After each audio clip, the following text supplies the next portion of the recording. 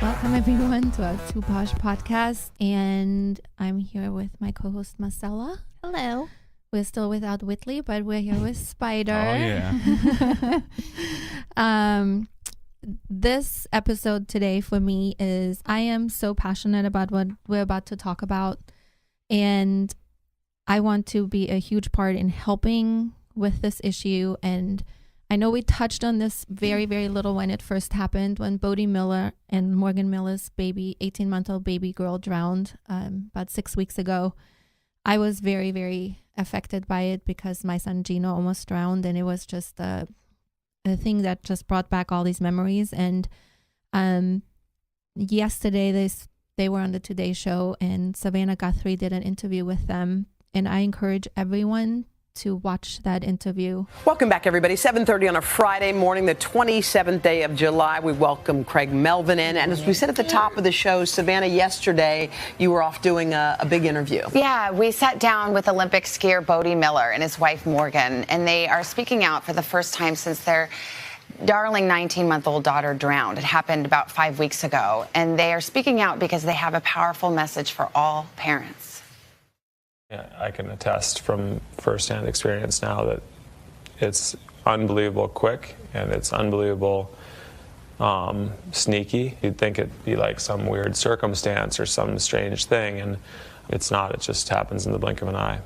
It's a handful of seconds. And it is literally a child under 30 pounds can drown in 30 seconds. And I just keep counting to 30 in my head. That was all I needed. And so it's one of those things where, as a parent now, when you go to someone else's house, survey the home to see if it's a safe place for your child to be. I have to say, I hope every person watches this interview on Monday, especially anyone with kids or around kids. If you've got a pool, they're speaking out in the depths of their grief, and they're doing it because they want to get the word out to other parents. And I have to say, sitting down with Morgan and Bode changed me, changed my thinking about swimming and drowning safety. And I can't say enough how important I think this is, and I hope people will watch. It sounds like a fascinating interview, and listening to her talk about 30 seconds really hit home. Wow. How are they? Yeah. You know, they are just in grief. Yeah. They're devastated. They're absolutely devastated. Their darling little girl, 19 months old, they are very careful parents. And every parent who thinks, and we all think, oh, but it wouldn't happen to me, or here's the reason it wouldn't happen to me, they are an example of it could happen to anyone. And we need to change our thinking around this. And as I said, it's just a really important conversation. We're going to air it on Monday. Bode Miller and his wife, Morgan, who, by the way, is expecting a new baby in October. So we'll have that on Monday. Yesterday was Morgan and Bode together speaking about the day, how it happened and everything. And today they had a second part of this, because what many people may not know, on that very same day, a family in Florida lost their little boy to a drowning as well. And these two women have now, like, they call each other sisters, and they said they never want anyone else to have this experience. Yesterday, Savannah, you shared a very, very important conversation with Bode and Morgan Miller. It touched so many people. It's about their daughters drowning. And today you have some more for us. Yeah, so many people have reached out about this. And in the midst of their grief, the Millers have found friendship with a woman named Nicole Hughes. She's a mom from Tennessee, and she understands their pain all too well. Well, now Morgan and Nicole are two moms on a critical mission. She had this fierce personality, but was such a girl. Like, when you think of Bode and you think of his skiing and the passion that he brought onto the hill, take that and put it in a tiny little 19-month-old blonde-haired, blue-eyed little girl that could create chaos and bring it. And that was Emmy. Bode, I mean, she was his person. Hi, Dada. Hi, Dada. Hi, Dada. He was spoiled, he was cherished, he was our final baby. He would ask me every night, I would give him a hug, and he would say, Mom, that wasn't all the hugs. I want all the hugs and all the kisses. You know, it is hard to think that it is not temporary, that I will not see him again. Morgan Miller and Nicole Hughes are two mothers who understand each other's unrelenting pain. I'm so grateful that we've met, and unfortunately, it's under the worst of circumstances. Speaking to a mother who has lost a child, you don't need to explain it. Particularly for us, with our situations being so similar. Nicole, can you share as much or as little as you want to about what happened to Levi? Every single year we go to the same beach in Fort Morgan, Alabama, and we look forward to it all year. It's 6 families, 17 kids. So on June 10th, that morning, that entire day, I took water safety very seriously. Every single picture, every final picture I have of Levi, he is in a life jacket. That night, Nicole dressed her 3-year-old son Levi in his bright green crab hunting shirt. Levi was so proud. He could not have been more excited. And we walked back over to the one side of the house, and everybody was in there, 12 adults, most of the kids, and we're all just over there. We're kind of cleaning up and waiting for it to get dark. No one was drinking. I wasn't on my phone. I mean, we were just, I was wiping up SpaghettiOs. I have the M&M. Levi asked for a snack, and Nicole gave him an extra treat. I thought, well, I'm gonna give him this brownie. So I broke it in half, and it was very small. Put half of it in his bowl. I was watching TV with all of the kids. He was sitting on the couch watching TV, and then I don't know. I mean, I have relived this. I have retraced my steps. What was I even doing? I don't know. I know I put the brownie in my mouth. I didn't sit down. I didn't even have a conversation with anybody. And I just said, well, I'm going to go. I actually assumed Levi was still on the couch. And I knew that my middle daughter was on the other side with my older daughter, and I was going to go put her crab hunting shirt on her. I'm going to go do this really quickly. And I walked out of heavy doors and intentionally, because I always did, because I took water safety seriously, intentionally looked over the balcony and saw my son in his crab hunting shirt in the end of the pool. Within seconds, Nicole had Levi out of the water. There were 6 doctors in their vacation house, including Levi's dad, but their efforts to save him weren't enough. I just needed 1 minute. I just needed 1 minute. If I could just have had that 1 minute, it would have been okay. How did he even get out? Hey, are you eating a Minion ice cream? I want to help you shout it to the world that it really just takes a second. It is truly seconds. I was still, the brownie that was in my mouth that I had split with Levi, I was still not finished eating it when I jumped in the water to get him. That is how quickly he got away from us and how quickly he drowned. That same day, June 10th, that little Levi Hughes drowned, across the country, Emmy Miller lost her life as well. Together, you have been able to harness this energy to help others, which I think is extraordinary in and of itself. Where does the work need to be done? I mean, on one hand, everyone knows that water can be dangerous. And on the other hand, nobody seems to take it as seriously as it needs to be taken. It's the intensity behind the conversation, and it is 100% preventable. People, I think, are letting their guard down because they don't even realize their guard still needs to be up. We almost need to think of this body of water like a loaded gun. You need to think of water completely differently, almost like you're sitting here and I'm looking outside of my pool, and that is a lion. That is a lion, that is a kidnapper, that is something that could take my child in 30 seconds. And the moment those 30 seconds are up, the likelihood of you getting your child back is pretty close to 0. Morgan and Nicole are hoping to work with the American Academy of Pediatrics to launch a campaign that would increase parent awareness about how and when drowning occurs. 1 week exactly after we lost Levi, my husband and I were sitting outside. He actually is the one who found the statistics on the CDC. And when he read them to me, I mean, it was like our hearts broke all over again. Both mothers want water safety conversations to be a part of all pediatric checkups. The American Academy of Pediatrics tells NBC News they welcome the opportunity to participate with the families on a national drowning prevention project. This is something that's going to continue for the next 50 years. And so we can actually see the statistics to make sure that the rate of drowning declines in the way that we are going to be happy with. I guess you'd say it's mama fuel, the mama fire, to keep pushing this forward. 2 moms on a mission. 2 moms on a mission. Each moment, they both say, is a choice to move forward, doing their best to care for their families, honor the babies they lost, and now look out for one another. We are sisters on a level that I pray no other women need to find.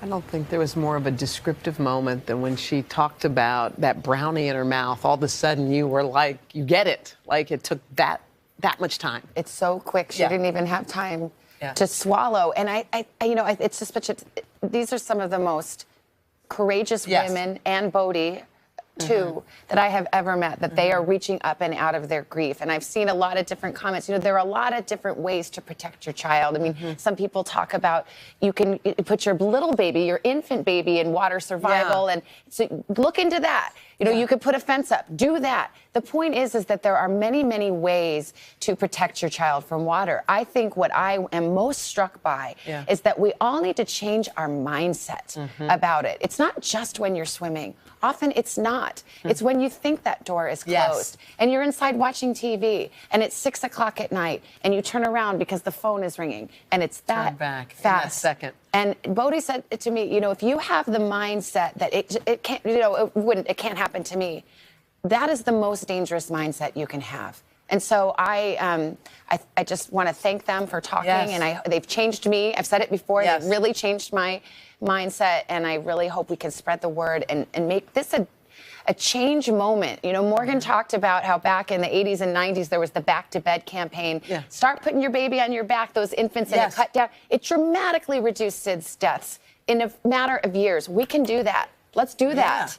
And I feel really, really inspired by them, and I hope that we can pass it on. We learned a lot. Yeah. By the way, we've got more on their story if you're interested, along with really good drowning prevention tips from the American Academy of Pediatrics. That's on our website, today.com. And they're saying that the intention of all this is to bring awareness and education to everyone, because Bode Miller and his wife, they're saying they feel an obligation and real responsibility to help educate others. Because, me included, when we go to our pediatricians for the well checkups for our children, there's all these questions. Like, they ask you, as the children get older, they ask you, well, how many words do they say? And there's all these like benchmarks that they go by, and can they skip, and can they walk backwards and forwards, and there's everything. But never, ever, ever does anyone bring to the forefront how that it's the number one cause of death is drowning for the children ages 1 to 4, and the number 2 for ages 4 to 15. Oh my God, 15? Which is, the numbers are unbelievable. They're unreal. The statistics are so high for drowning. And we all know water is dangerous. We're all thinking about that. We know, okay, we have to be careful around pools, around lakes, and whatever. But what no one thinks about is, did you know that for a child 30 pounds and under, it takes 30 seconds for them to drown? 30 seconds. That is nothing. Fast. And these things happen very often when you're not in your own environment. So if you're at a party or at someone else's house, or you are, like, when it's non-swimming times. Like this woman in Florida, they were on a family vacation, and they were like with a family of 6 families or something. All men were physicians, and they always rent the same beach houses, and they're like next to each other, and they do the same thing all the time. And this mom has spoken out about it, and she is just so inspiring, because you kind of think, she has two older girls, and then this was her last baby, and she wanted a boy so bad, and so that's a little boy. And she said that all the last pictures she has of him, he has a life vest on, because they were very, very, very careful. And swimming was over, the day was done, they all went in the house, and they were all sitting on the couch, she said, watching TV, and they were going to go crab hunting, and she was just doing something in the kitchen, and he wanted a snack. And this is where it gets really crazy. She said she took a brownie, and she took a bite of brownie and gave it to him, and then she took a bite of brownie. And why this is so crazy is that she said something made her look, and she doesn't even know what. And she looked out the balcony and she saw, because they were really bright yellow shirts, and she saw a bright yellow shirt at the bottom of the pool. And she ran and screamed, and she was still having the brownie in her mouth. This is how fast this happens. One of the guys jumped from the balcony down in the pool to get him out. These doctors had intubation stuff with them. Like, they tried everything and they couldn't save him. So he drowned in like a minute? Yes, they drowned. It goes so fast. They're saying you're blinking an eye. I encourage you to watch this video with Bode Miller and his wife. They show their house. You can see they took all precautions that you could. They had a fence around their own pool. They had the heavy doors, the self-closing doors. They had all of it. They were very, very, very, very vigilant about pool safety. She is heavily pregnant. She's going to give birth to her baby in October. And she went to the neighbor's house, and they're like family. She said, this is a normal thing for us. We go there 3 to 4 times a week. So she said that Bode Miller was taking their older daughter to a softball game, and the baby was kissing him goodbye, and it was like fun, whatever. And she went over there with her little girl and the 2 older boys. And she said her little girl was really tired that day because they had gone to Chuck E. Cheese before, and she was sleeping on her. And she said it was so unusual because at 18 months, they never want to be held. So she even said to that mom, she goes, oh my gosh, I get to hold her. I'm not used to this. This is so unusual. And she woke up, and then she said, not 15 feet, like where the other kids were. She would just go back and forth and play. And she said, I was sitting on the couch having a cup of tea, talking. And she said, all of a sudden it was eerily quiet for me. And she said, and I got up, and she said she looked down the hall and she saw this sliver of light from a door that was open. And she said she had a sinking feeling, and she ran out, and the baby was in the pool.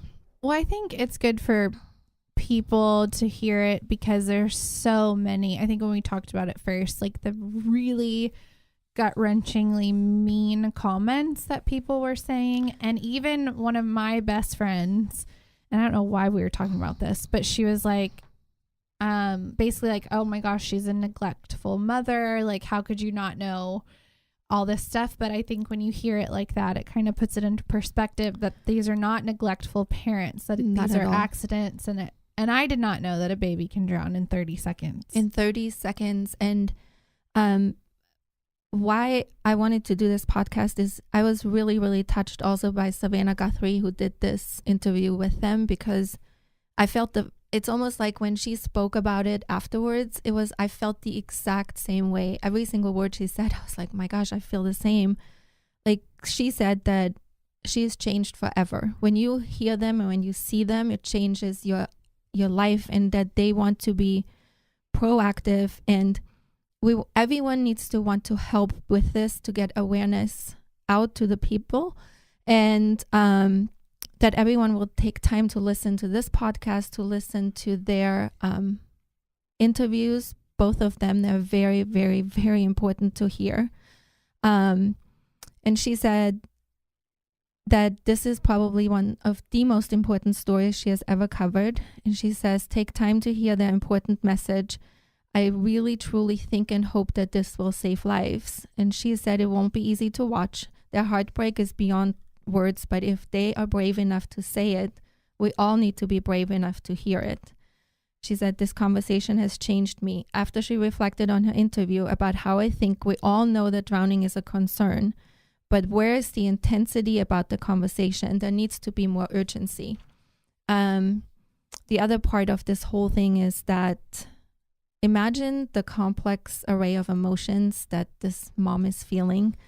She is heavily pregnant, due in October, with all those hormones. She has to try to be happy about having a new baby, being a parent to the other children that she has, and after just tragically losing a toddler. It's like, she is so strong to do this. I mean, this is unbelievable. And this lady, Nicole Hughes is her name. I'm going to tell you guys the page that she has created for her son and what she is doing. It's absolutely unbelievable. But Savannah Guthrie said, I want to help you shout out to the world that it takes only 1 minute for a child to drown. And water is like a loaded gun, that we don't see it that way. And then Morgan Miller said, it's like a big lion that's eating our children. Like, you have to be aware of it. And they are asking for parent awareness, and they have contacted the American Academy of Pediatrics because they want this to be the number one conversation that every pediatrician has with the children that come to their office. And they have made such a huge movement in such a short time, because it's been 6 weeks since this happened. And the American Academy of Pediatrics has said that they welcome the opportunity to participate with these families on a national drowning prevention project. So they said when kids were dying of SIDS like that, they made a huge change about how you put your children to bed and all that kind of stuff. And it significantly like reduced the number of deaths from SIDS. So they're wanting to do the same thing. They want to come back so many years from now and look at the statistics then, because they really, really feel they can make a difference. So what would be helping that? Like teaching them how to, are you just going to? Okay. Well, obviously all of that. Okay. All of that. You obviously want them to learn how to, you can teach tiny babies to float. Right. They're saying do all of those things that you would do anyway. Teach them to swim, do all these precautions, the gates, the self-closing gates, the doors. Be really vigilant about when you are not in your own situation. Like that's what happened to me. Like we went to a party at a friend's house. My mom was here from Austria. Marcella was in the pool with another friend. There were people everywhere, and I was just going inside real quick to help bring something outside. And what happens is I don't remember. Did I say watch him? Did I say to my mom watch him real quick? I'm sure I did. But you go in, you come, something will happen. Someone like may have asked me a question. I don't know. I was distracted. That's when this happens. But you said your best friend too. My best friend, her son, same thing. She was at a party with, not even a party. It was just a bunch of women out at the pool with their children. They were out at the pool, sitting on the edge of the pool. And her son was at the bottom of the pool, like within a minute. No one saw. Thank God another child saw him. She said she would have never known because she had her back turned a little bit, didn't think anything of it.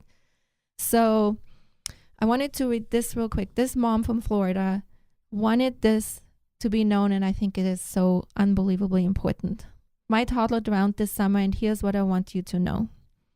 We were never supposed to leave our beach vacation early to plan a funeral for our 3-year-old son. And yet, within the course of 1 week, we had driven to the beach, returned without him, and held his funeral. Do you know that drowning is the leading cause of death in children ages 1 to 4, and the second leading cause in ages 1 to 14? Do you know that 69% of children who drown are not expected to be swimming, yet they are found in water? Do you know that a child can drown in less than 1 minute?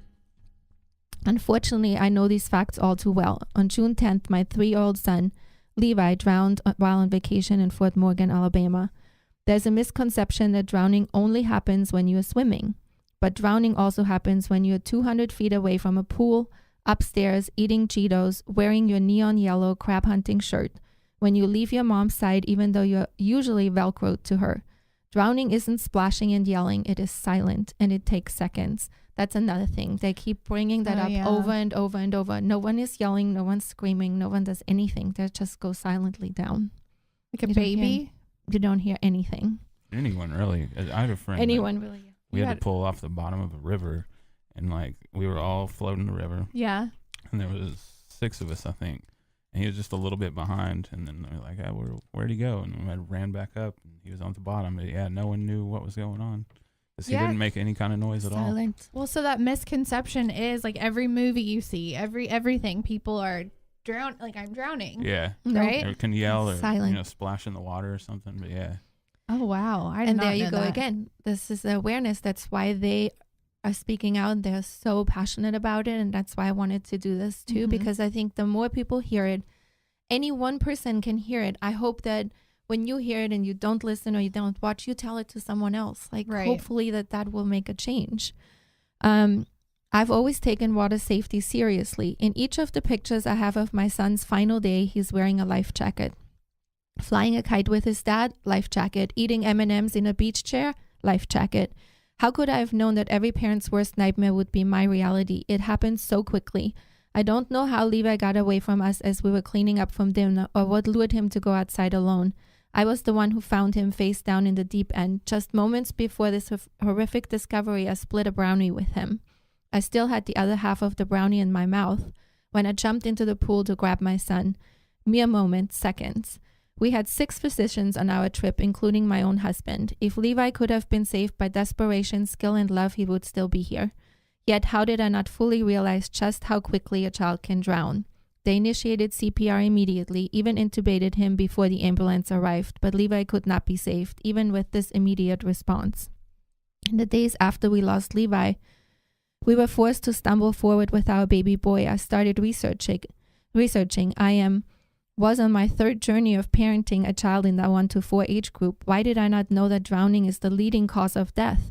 Of course, I knew drowning was a potential danger. We utilized life jackets, swim lessons, supervision while swimming, but why did I not know about the dangers of drowning during non-swimming times?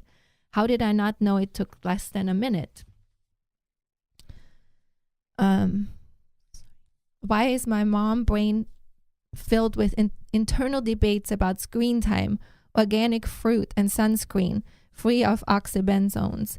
I still cut my 9-year-old's grapes. I buy DHA milk. I worry that the hours of YouTube my kids watch will prevent them from being functioning adults one day. That are topics that are pushed in my direction, the worries that I've grasped onto as I navigate parenting. Well, the unfortunate irony here is that I had taken the iPhone away from my son not too long before he slipped away from us. I sure wish I had cared a little less about screen time that night. The more I researched, the angrier I became. Oh, and I had to search. Why are discussions about drowning almost an afterthought? Background noise? This is a leading cause of death and it is 100% preventable. Yes, there are news stories, but we have become numb to those. Don't forget to watch your kids while swimming. Factual articles that are regurgitated each year and the faded no lifeguard on duty signs stuck on a wall by a pool.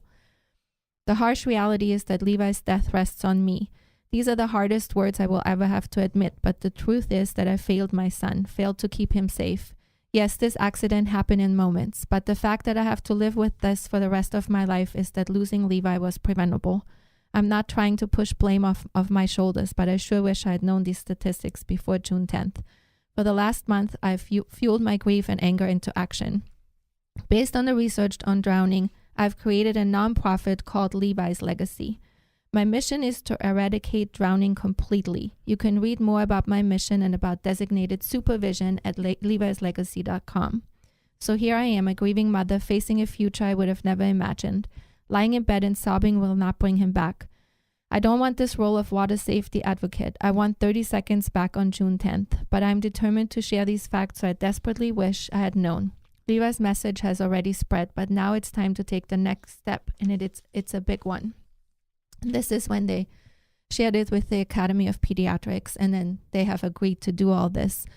But she has designed a lanyard with a card, and she wants every beach house, everybody that has a pool, everyone to have these and really make it a responsibility. Like instead of me saying, Marcella, can you watch Jolie?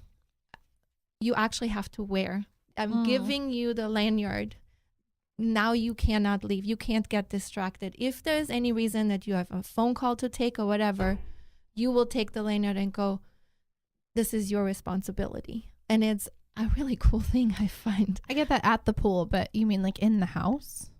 Anywhere where there is pool, water that children could go to, yes, you have to do that all the time. Mm-hmm.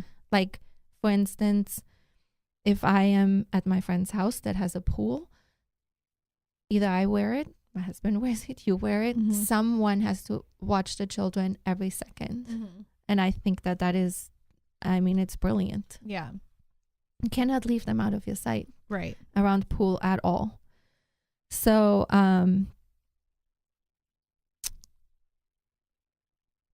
the other thing that is really, really crazy about this is that Bode Miller's 18-month-old daughter they found a pulse, and she actually lived for 24 hours. And when she didn't make it, the children that drown and live for 24 hours are no longer considered that they died from drowning. So the statistics are not even correct. Like they would even be higher than they already are. So what is the cause? Like, what is it then? I don't know. Oh. Honestly, I don't know. But it's not considered a drowning death any longer. Oh. Because when they live 24 hours, I don't know if anyone knows that. I don't know. They just said that is really affecting the statistics, which makes it even worse. So it's called a water guardian tag. That's what she did. So I would encourage everyone to go on that Facebook website and get, I mean, it doesn't cost any, like it costs like $9 or something. It's not very expensive at all. That's so sad. It is very sad. And on that whole note, hand in hand with this, I know my children have made so much fun of me for saying this all the time. However, it's a serious and real thing. There's a thing called dry drowning and secondary drowning. And I know a lot of people don't know, and I didn't know either. But then when I did know, it is really kind of frightening. And the difference between dry drowning and secondary drowning is dry drowning occurs when a child inhales water through the nose or mouth, causing a spasm in the airway and difficulty breathing. Your drowning is called dry because water does not enter the lungs because of spasms of the vocal cords. Death occurs because the vocal cords do not relax, preventing air from entering the lungs. And secondary or delayed drowning happens when a child inhales water into his or her lungs, causing inflammation or swelling. The edema can occur hours or even days after the initial contact with water. Death from delayed drowning is due to swelling of the small air sacs in the lungs, preventing oxygen from entering the bloodstream. So, but how do you know that? That's scary. Well, because, I mean, your children, you're supposed to watch them all the time. And if they, like, sometimes they get way too much water, and it's almost like, I don't even know, they go under so much. I mean, you have to just be aware. And I think that no one is aware enough. It's like, oh, and then they can swim and then we can leave them alone kind of thing. Can adults die from dry? They actually can. Dry drowning? And secondary drowning too. So yes, adults can too. But I think this is like so important about children and for everyone to be aware. And now with the pediatricians getting on board, hopefully this will make a change. But it is, I don't know. I always say I got so lucky. I got very, very lucky. Seeing a little baby like floating in the water. It is terrifying, and it's happening way, way, way, way too often. So here, this is what they look like. Oh yeah. The little cards. So these two women, they're gonna, I know that they're gonna do, it's their passion, it's their mission. Bode Miller says if this needs to be talked about. He said he went to all the doctor's appointments. Yeah. No one ever said anything. So that is my passion today. It's good to know. And for everyone to please take this serious. Especially if you have tiny children. Yeah. And a pool. A pool anywhere. Yeah. Of water. So everyone, thank you for listening, and please go watch these interviews. Yeah. Thank you. Thank you.